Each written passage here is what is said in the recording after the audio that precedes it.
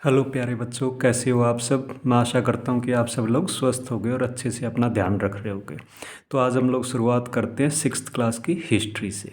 Book NCERT book है, नाम है आवर पास्ट वन। तो फिफ्थ क्लास तक आपने जो है history as a subject of social science ही पढ़ा होगा, अलग से कोई बुक नहीं थी। मगर सिक्स्थ क्लास से हमारे पास एक नई किताब है जिसका नाम है हिस्ट्री। तो हम थोड़ा सा स्टार्ट करते हैं, हिस्ट्री का मतलब क्या होता है। History is a Greek word और उसका मतलब है inquiry, to acquire knowledge by investigation. No definition अगर हम हिस्ट्री की जानना चाहते हैं तो उसका मतलब होता है the systematic study of human past, है ना। ह्यूमन के पास्ट के बारे में हम जानना चाहते हैं, ऐसा नहीं जानवरों के या किसी और चीज़ के बारे में। तो ह्यूमन पास्ट को जानने का ही हिस्ट्री बोला जाता है। तो today we are going to start with first chapter and that is how where when and when where how and what where how and when. तो यहाँ पे एक लड़की है जिसका नाम रशीदा है, वो न्यूज़पेपर पढ़ रही थी and suddenly her eyes fell on A headline. एक हेडलाइन के ऊपर उसकी आंखें पड़ती हैं 100 years ago। और उसको एकदम से आश्चर्य हुआ कि इतने साल पहले का किसी को कैसे पता हो सकता है। हार्डली हमें पता रहता है एक हफ्ते का, एक महीने का, एक साल का, या उससे थोड़ा पीछे जाओगे तो हम भूलने लग जाते हैं हम किससे मिले थे, हमने क्या क्या किया था। मगर 100 साल पहले, 100 साल पहले का किसे पता होगा। तो उसका यही क्वेश्चन है कि कैसे पता चलता है इतनी पुरानी बातों को। तो आज इस चैप्टर के अंदर हम वही पता लगाएंगे कि कैसे हमें उन पुरानी बातों के बारे में या पुराने लोगों के बारे में या पुरानी घटनाओं के बारे में जानने को मिलता है। Yesterday you could listen to the radio, watch television, read a newspaper, है ना। आपने कल अखबार पढ़ा होगा, रेडियो देखा होगा या न्यूज़पेपर पढ़ा होगा। लास्ट ईयर भी आपको थोड़ा बहुत याद होगा, मगर पहले बहुत बहुत बहुत पुराना आपको याद नहीं होगा। So what we know about the past, there are several things we can find out. हमें पहले के बारे में क्या पता है और क्या पता होना चाहिए। We can find out what people ate, वो क्या खाते थे, कैसे कपड़े पहनते थे, कैसे घरों में रहते थे। We can find about the lifes of hunters. Hunters, पहले के लोग तो शिकारी हुआ करते थे बेटा। हर्डर्स होते थे, हर्डर्स का मतलब होता है पशु पालने वाले। फार्मर्स होते थे, उनमें से कुछ रूलर्स भी हुआ करते थे। मर्चेंट्स, व्यापारी हुआ करते थे, सामान एक जगह से दूसरी जगह लगा के ले जाके बेचा करते थे। मंदिरों में प्रीस्ट हुआ करते थे, क्राफ्ट पर्सन्स, रथ बनाने वाले, फर्नीचर बनाने वाले। आर्टिस्ट हुआ करते थे, पेंटिंग्स। म्यूजिशियन हुआ करते थे। And of course at that time also we had scientist जिन्होंने कई सारी चीज़ों का इन्वेंशन किया था। We can also find out about the games childrens played, the stories they heard, the play they saw, the songs दे सैंग। तो आज जैसे आप तो ये सब कुछ यूट्यूब पे ही देखते हो, गेम्स, आप वीडियो गेम खेलते हो या जो भी गेम आप खेलते हो। मगर क्या पहले वाले भी फुटबॉल, क्रिकेट और ये सब गेम खेला करते थे पहले वाले बच्चे? वो कौन सी कहानियाँ सुना करते थे, कौन से गाने उनको पसंद थे, ये सब हम जानना चाहते हैं। वेयर डिड पीपल लिव, उस टाइम के आदमी कहाँ रहते थे। तो find the river Narmada on map 1 page 2। तो ये हम नर्मदा रिवर के ऊपर आ जाते हैं। इस मैप के अंदर नर्मदा रिवर को हमें ढूंढना है। तो ये नर्मदा रिवर है, ये जो ये वाली है, दिस इज नर्मदा रिवर। तो क्या बताना चाहता है कि नर्मदा रिवर पर क्या हो रहा था। People have lived along the banks of this river for several 100,000 years. तो कई सौ हज़ारों सालों तक लोग उसके किनारे पर बसे थे। क्यों हम नदी के किनारे रहते थे? क्योंकि जैसे हमें सांस लेने के लिए ऑक्सीजन की ज़रूरत होती है, हम हार्डली 2-3 मिनट ही सर्वाइव कर पाएंगे विदाउट ऑक्सीजन। हवा बहुत ज़रूरी है। इसी टाइप से बिना पानी के हम हार्डली 1-2 दिन ही ज़िंदा रह पाएंगे। तो पानी की हमें बहुत ज़रूरत होती थी। दूसरा, हमें पानी के आसपास जो है जानवर मिल जाते थे खाने के लिए, हम खेती कर सकते थे। तो इसलिए लोग रिवर्स के आसपास ही रहना या कोई भी वाटर सोर्स के आसपास ही रहना पसंद करते थे। Some of the earliest people who lived here were skilled gatherers. वो गैदरर्स थे बेटा। गैदरर्स कौन होते हैं? जो खाने पीने की चीज़ें जो हाँ आस पड़ोस के इलाके से इकट्ठी करते हैं। जैसे आसपास के जंगल का उन्हें पता होता है कौन सा फ्रूट हम खा सकते हैं, किस पेड़ के पत्तों को हम खा सकते हैं, या किसी की छाल जो होती है, बार्क जो होती है, या जड़ें होती हैं, उन सबको हम कैसे यूज़ कर सकते हैं खाने के लिए। तो गैदरर्स उन्हें बोला जाता है, इकट्ठा करने वाले। That is people who gathered their food, इकट्ठा करते थे वो अपने खाने को। They knew about the vast wealth of plants in the surrounding forest, उन्हें खूब पता था कि हमारे आसपास के जंगल में क्या क्या चीज़ें मिलती हैं। And collected roots, fruits and other forest produce for their food, तो जड़ें हो गई, फ्रूट्स हो गए, या दूसरे जैसे हनी मिल जाता है जंगल के अंदर, तो वो सब इकट्ठा किया करते थे जो खाना खा सकें। दे आल्सो हंटेड एनिमल्स, वो जानवरों का शिकार भी करते थे। शिकार किस लिए करते थे? मज़े करने के लिए नहीं, उनको अपना पेट भरना होता था, इसलिए वो जानवरों का शिकार भी किया करते थे। Now find the Sulaiman and Kirthar hills to the north west. ये नॉर्थ वेस्ट हो गया, ये सुलेमान हो गई, और ये किरथर, ये पर्वतमालाएं हैं। आजकल आप लगा लो कि पाकिस्तान अफ़गानिस्तान बॉर्डर के आसपास पड़ती हैं ये। Some of the areas where women and man first began to grow crops such as wheat and barley. Barley मतलब वीट मतलब गेहूँ, और बार्ली मतलब बाजरा। About 8,000 years ago are located here. तो सबसे पहले खेती जो है इस एरिया के अंदर स्टार्ट की गई है बेटा, फिर उसके बाद ये धीरे धीरे बाकी कंट्री के अंदर फैली है। People also begin rearing animals like sheep, goat and cattle and lived in the villages. उससे पहले वो हंटर गैदरर थे, थोड़े छोटे छोटे झुंड में रहा करते थे, जहाँ पे उन्हें खाना मिलता था ठीक था, जहाँ ख़त्म हो जाता था फिर वो दूसरी जगह शिफ्ट हो जाते थे। मगर फार्मर्स को एक ही जगह सेटल होना पड़ता है, तो वो अपना विलेज के अंदर ही रहते हैं, जहाँ पे वो खेती करते रहे, उसी ज़मीन के ऊपर बार बार फसलें उगाते रहे। Locate the Garo hills to the north east and Vindhyas in the central India. तो ये गारो हिल्स है नॉर्थ ईस्ट के अंदर, जहाँ पे अरुणाचल प्रदेश, त्रिपुरा, मणिपुर और इस इलाके के अंदर गारो हिल्स आती है। और उसी टाइप से विंध्या पर्वतमाला जो है ये आपकी नर्मदा रिवर के ऊपर है, इस एरिया के अंदर विंध्या पर्वतमाला है। These were some of the other areas where agriculture developed. ये कुछ दूसरी जगह हैं जहाँ पर एग्रीकल्चर पनपा था।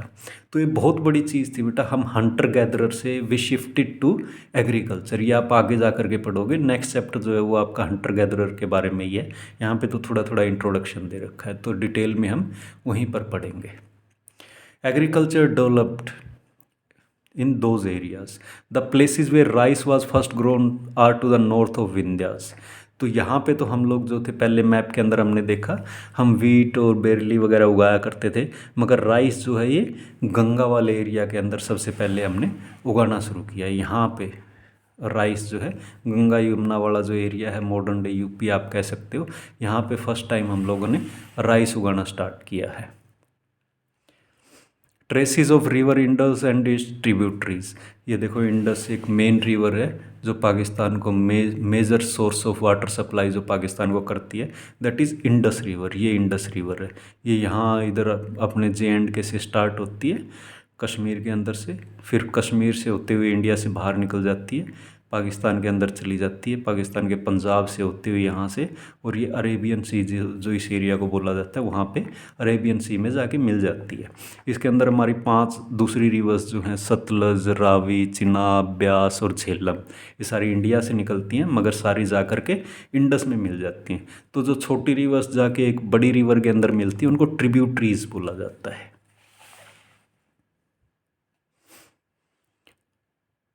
Tributaries are smaller rivers that flow into a larger river. About 4,700 years ago, some of the earliest cities flourished on the banks of these rivers.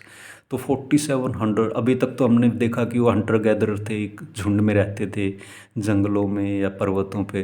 फिर हमने देखा विलेजेस का डेवलपमेंट हुआ कहाँ पे, वो नॉर्थ ईस्ट में, मतलब अफ़गानिस्तान पाकिस्तान के बॉर्डर के आसपास।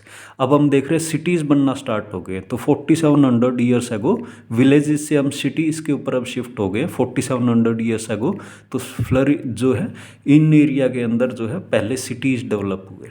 Letter about 2,500 years ago cities developed on the banks of Ganga and its tributaries. तो पहले हमने देखा सारा जो है एग्रीकल्चर भी पहले इस एरिया के अंदर डेवलप हुआ, फिर बाकी इधर शिफ्ट हो गया है। सिटीज़ भी पहले इस एरिया में डेवलप हुए 4,700 ईयर्स पे, फिर धीरे धीरे शिफ्ट होकर के इस एरिया के अंदर आ गए। तो ये कब आए? 2,500 ईयर्स एगो। और यहाँ के सिटीज़ कब थे? 4,700 years ago.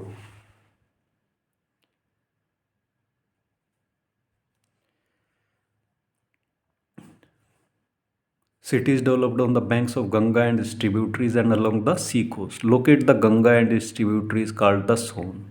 In ancient times, the area along these rivers to the south of Ganga was known as Magda, now lying in the state of Bihar. तो अभी हम गंगा रिवर को देखते हैं. अभी धीरे धीरे जो है फोकस हमारा इधर इस वाले एरिया के अंदर शिफ्ट हो जाता है.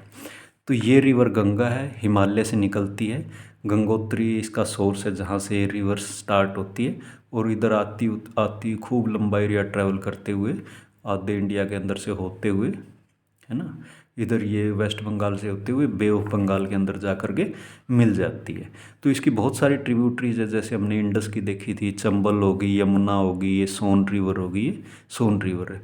तो ये सोन और गंगा के किनारे पर एक जो है बड़ा एम्पायर आप कहोगे बहुत बड़ा किंगडम आप कह लो उसको या राज्य कह लो, वो पनपा था. इसका नाम था मगध जिसे हम बोला जाता था. ये here it is written as Magadha. तो ये इतना बड़ा हो गया. पहले तो ये छोटा सा था. इसकी कैपिटल का नाम था पाटलिपुत्रा, जिसे आजकल हम पटना बोलते हैं मॉडर्न डे के अंदर, जो बिहार की कैपिटल है ना. बिहार जो इंडिया का स्टेट है उसकी कैपिटल है पटना. तो पहले इतने से एरिया के अंदर था. फिर ये डेवलप होता हुआ इतना जो है पूरे जो आज का इंडिया उससे भी बड़ा एम्पायर था ये. आप देख सकते हो यहाँ से स्टार्ट हुआ और ये कश्मीर भी इसी के अंडर आ गया था. फिर ये पाकिस्तान, अफ़गानिस्तान और ये इधर से होता हुआ नीचे साउथ का थोड़ा पार्ट बाकी था. बाकी पूरा का पूरा जितना आज इंडिया है उसके अंदर अगर आप पाकिस्तान, अफ़गानिस्तान को मिला लो तो उतना बड़ा ये जो है एम्पायर था या किंगडम था.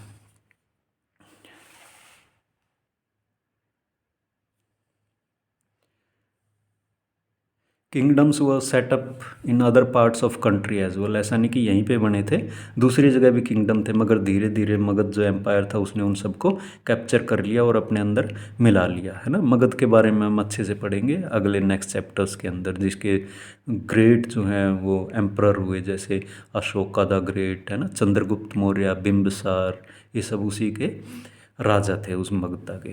Through out people travel from one part of the subcontinent to another.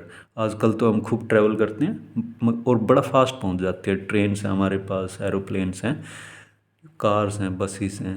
मगर उस टाइम पे भी लोग खूब ट्रैवल किया करते थे, मगर उनके पास ये फास्ट मीन्स ऑफ ट्रैवल नहीं हुआ करते थे. वो बाय वॉक करते थे ट्रैवल, या फिर घोड़े पे या गाड़ियों में, इस टाइप से बैलगाड़ियों वगैरह में करते थे. मगर उस टाइम भी लोग इधर से उधर जाते थे. The hills and high mountains including the Himalayas, deserts, river and seas made journey dangerous at time but never impossible. तो कभी वो जंगलों से जाते थे, रिवर पार करनी होती थी, आज की तरह पुल तो है नहीं, डेजर्ट से जाते थे ना. थार डेजर्ट हमने देखा है उधर जो है राजस्थान और पाकिस्तान के बॉर्डर पर है. हिमालयाज़ को पार करना होता था. तो ये चीज़ें उनकी जर्नी को बहुत मुश्किल बना देती थी. जंगली जानवरों का डर होता था, नेचुरल कलामिटीज़ का होता था, फिर डाकुओं का डर होता था. मगर फिर भी मुश्किल ज़रूर थी जर्नी, मगर कभी भी इम्पॉसिबल नहीं थी. खूब उन्होंने ट्रैवल किया इधर से उधर. So man and women moved in search of livelihood as also to escape from natural disasters like flood और ड्रोट्स, है ना. जैसे हम देख रहे थे मैक्सिमम जो है लोग ये रिवर्स के किनारे ही रहा करते थे. तो कभी कभी क्या होता था, खूब फ्लड हो जाती थी, वो एरिया पूरा पानी से भर जाता था. तो आप क्या करोगे, पानी में तो रह नहीं सकते, आपको शिफ्ट करना पड़ेगा. तो इधर से उधर उन्हें नेचुरल क्लामिटी से बचने के लिए इधर उधर शिफ्ट करना पड़ता था. फिर किसी एक एरिया के अंदर जैसे ड्रोट आ गया, ड्रोट का मतलब होता है सूखा पड़ गया, बारिश ही नहीं हुई है, तो वहाँ से भी लोग दूसरी जगह चले जाते थे. फिर खाने पीने की चीज़ें ख़त्म हो गई हैं एक एरिया के अंदर, तो वो दूसरी जगह शिफ्ट कर जाते थे. Sometimes mens massed in the armies, जैसे मगध के रूलर थे, उन्होंने वहाँ बिहार से स्टार्ट किया और पूरा अपनी आर्मी लेकर के उन्होंने जो है पूरे इंडिया को जीत लिया. तो खूब ट्रैवल किया उन्होंने अपनी आर्मीज़ के साथ. सेम वे मर्च आर्मीज दूसरी जगह को जीतते हुए. सेम में मर्चेंट्स ट्रेवल विद कारवांस. कारवांस क्या होते हैं बेटा, खूब सारे इकट्ठे लोग या खूब सारी गाड़ियाँ होगी, जैसे सामान डाल के वो लेके जा रहे हैं बैलगाड़ियाँ. तो खूब सारे लोग एक जगह से दूसरी जगह जब जाते हैं उसको कारवां बोला जाता है. उससे क्या होता है, वो सेफ्टी भी रहती है. आप जैसे इकट्ठे होके जा रहे हो तो डाकुओं वगैरह से बचे रहोगे, आप प्रोटेक्ट करते हो अपने आप को। अकेला अगर जाओगे तो आपके लिए मुश्किल है, आपको लूट लिया जाएगा। पर आप 100-200 आदमी इकट्ठे होकर के जा रहे हो तो कोई भी आपको लूटना या किसी भी तरीके के आप डर से अच्छे से या किसी भी खतरे से आप अच्छे से मुकाबला कर पाओगे, तो उसको कारवां बोला जाता है। और शिप्स, कई बार हम जो है नदियों से ट्रैवल करते थे, छोटी छोटी शिप्स बनाई हुई थी, या सी से भी ट्रैवल करते थे, कैरिंग वैल्यूएबल मतलब कीमती सामान फ्रॉम प्लेस टू प्लेस, एक जगह से दूसरी जगह लेके जाते थे। And religious teachers walk from village to village, town to town, stopping to offer instruction and advice on the way. ये देखो, रिलीजियस टीचर हुआ करते थे। आगे हम पढ़ेंगे महात्मा बुद्ध या महावीर स्वामी के बारे में। उन्होंने पहले ज्ञान की प्राप्ति की, फिर वो हर जगह, जैसे एक जगह से दूसरी जगह खूब ट्रैवल किया करते थे और लोगों को अच्छी शिक्षाएं दिया करते थे कि ये करना चाहिए, वो करना चाहिए।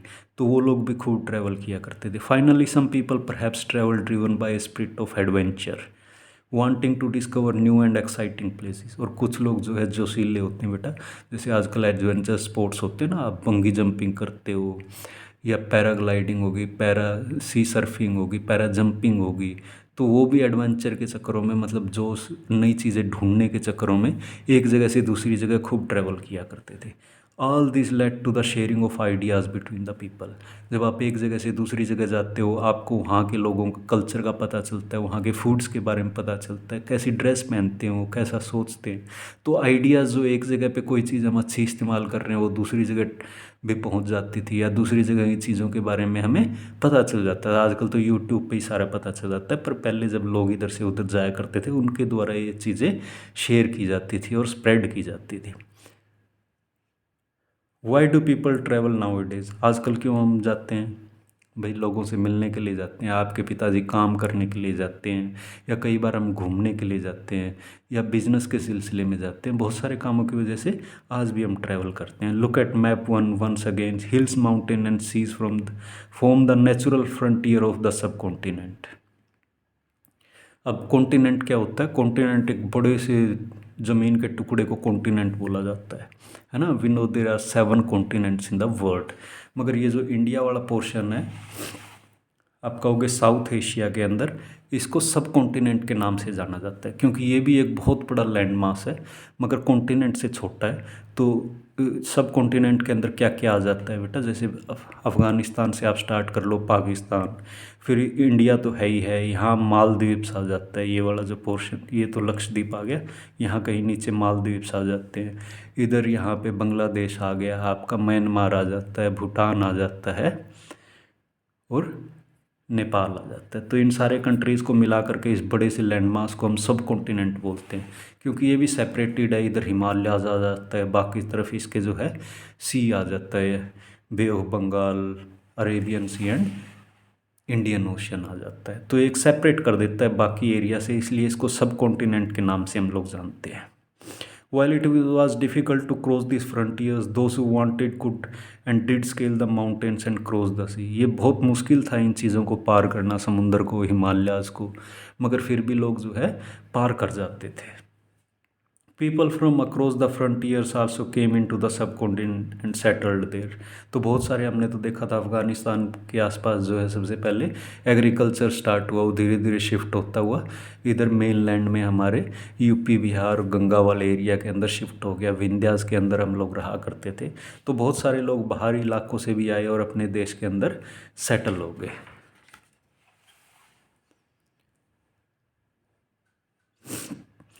These mountains, these movement of people enriched our culture, traditions. People have shared new ways of carving stones, composing music, and even cooking food over several hundreds of years। तो इन चीज़ों से हमें क्या फ़ायदा हुआ? एक तो हमें दूसरी जगह के कल्चर के बारे में जानने का मौका मिला, वहाँ पे कैसा था, उनके ट्रेडिशंस कैसे थे, स्टोन कटिंग, वो नई नई चीज़ें स्टोन से कैसे बना रहे थे, या कैसे गहने बनाए जा रहे थे स्टोन से या कीमती पत्थरों की वजह से, वो कैसे, कैसा उनका म्यूज़िक था, हम ये सारी चीज़ें हमने उनसे सीखी। उनका फूड कैसा था, उनके फूड को हम लोगों ने अपनाया। तो बहुत सारी चीज़ें जो हैं अपने यहाँ नहीं बनती थी, चाउमीन वगैरह ये सब कहाँ से आई हैं? चाइना से आई हैं। सेम वे पोटैटो हो गया बेटा, वो अपने देश के अंदर पहले नहीं हुआ करता था, वो अमेरिका से हमारे यहाँ है। मक्का भी हमारे यहाँ नहीं हुआ करता था। तो बहुत सारी फसलें जो थी या खाने पीने के आइटम थे हमारे यहाँ नहीं हुआ करते थे, वो सब हमने लीची जैसे हो गया, ये सब बाहर से आए हुए।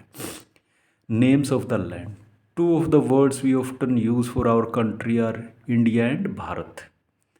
तो अपने देश को इंडिया ही बोला जाता है और भारत भी बोला जाता है। The word India came from the Indus which called Sindhu in Sanskrit. तो अभी हमने इंडस रिवर देखा था जहाँ पे फर्स्ट सिटीज़ बने थे कितने साल पहले, 4700 ईयर्स एगो, है ना। तो वो जो अभी जो इंडस के उस तरफ का एरिया था उसके ऊपर ईरान और ग्रीस वालों का जो है कब्जा था। ईरान तो हम जानते हैं जिसे आजकल ईरान बोलते हैं, पहले उसको पर्सिया बोला जाता था। और ग्रीस कहाँ, जहाँ से अलेक्जेंडर द ग्रेट आया था जिसे हम सिकंदर के नाम से जानते हैं। तो Iranian and Greek who came through the north waste about 2500 years ago, वो 2500 ईयर्स एगो आज से पहले आए थे, वर फैमिलियर विद द इंडस। तो इंडस बहुत बड़ी रिवर थी, उससे वो सब जानते थे। तो जो इंडस के ईस्ट में रहते थे उन सबको वो हिंदूज़ या इंडूज़ करके बोला करते थे। And the land to the east of the river was called India. इसी के नाम पे अपने देश का नाम इंडिया पड़ गया कि वो इंडस के उधर वाले जो ज़मीन है, उधर वाला जो एरिया, उसको इंडिया बोलने लग गए वो लोग, धीरे धीरे उसका नाम इंडिया पड़ गया। The name Bharat was use for a group of people who lived in the north west and who are mentioned in Rigveda. The earliest composition of Sanskrit dated about 3500 years ago. Later it was used for the country. तो ऋग्वेदा जो हमारी सबसे पुरानी book है उसके अंदर जो है कई सारे कबीलों का नाम दे रखा है। उसमें से एक कबीले का नाम भरत था। तो भरत जो है बड़ा कबीला हो गया, उसने आसपास के कई सारे कबीलों को जीत लिया और बहुत बड़े एरिया के अंदर उसका उसका मतलब उसी का कब्जा हो गया। तो उसी के नाम पे अपने देश का नाम भी भारत पड़ा है, भारत से भारत पड़ा है। उसके ऋग्वेदा के अंदर उसका मेंशन है कि एक 10 राजाओं का युद्ध हुआ, उसमें सुदास जो है भरत कबीले का हेड था और उसने बाकी 10 राजाओं को हरा दिया और उनके ऊपर कब्जा कर लिया। तो वहीं से भरत कबीले के नाम पे अपने देश का नाम भारत पड़ा है। चलो आज बच्चों इतना ही रखते हैं। एक क्वेश्चन है मेरे लिए, एक क्वेश्चन है मेरे लिए क्या आप लोगों के लिए, कि यहाँ पे हम बात कर रहे हैं 4700 ईयर्स एगो, है ना। 2500 यहाँ पे ये मेंशन है 2500 ईयर्स एगो। तो आज क्या चल रहा है, आज चल रहा है 2024। तो हम जब अगर हम 0 से या 1 से स्टार्ट करते हैं तो अभी तक तो हमारा 2024 ही हुआ है। तो हम 2500 पे कैसे जा सकते हैं, 4700 पे पीछे कैसे जा सकते हैं। तो एक क्वेश्चन है कि 4700 ईयर्स एगो या 2500 ईयर्स एगो कौन सा सन था, वो कौन सा ईयर था। अपने पेरेंट्स से पूछ के देखो या अपने टीचर से पूछो कि जब तक अभी तक 2024 ईयर्स ही हुए हैं तो हम 2500 साल पहले कैसे जा सकते हैं, या 4700 साल पहले या 4700 ईयर्स एगो पहले कैसे जा सकते हैं। तो कौन सा ईयर था, तो ईयर आप जानने की कोशिश करो। चलो आज का वीडियो यहीं तक रखते हैं। शुक्रिया, धन्यवाद।